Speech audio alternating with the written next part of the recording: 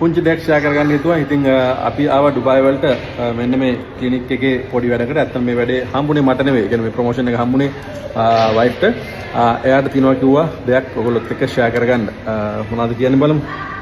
To all our Sri Lankan supporters, yesterday one Indian clinic called us for the promotion. So this is my promotion, not for my husband. So now I feel this is a big blessings to me. So I want to share these blessings to the Sri Lankans who are affected by the flood.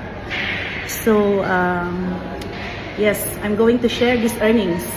Take care everyone, keep safe and God bless you all.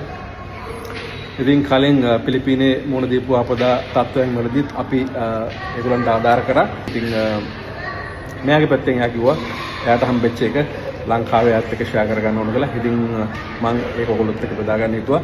ඉතින් අපේ videos බලන ඔයගොල්ලන්ට ගොඩක් ස්තුතියි. මම දන්නවා අනිවාර්යයෙන්ම videos බලන අයත් ගොඩක් මේ වෙලාවේ අපහසුතාවයන්ට පත් වෙලා ඇති.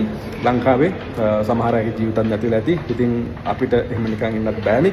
ඒ නිසා අපි තීරණය කරා අපි පැත්තෙන් කරන්න පුළුවන් හැම දෙයක්ම මේ වෙලාවේ කරන්න. ඉතින් මෙයා කියන විදිහට මේකත් එක්තරා විදිහක බ්ලෙසිං එකක් අපිට හම්බෙච්ච මේ වෙලාවේ. ඉතින් ඒක අපි බෙදා ගන්න හිතුවා අපේ වීඩියෝ බලන ලංකාවේ ජනතාවත් එක්ක.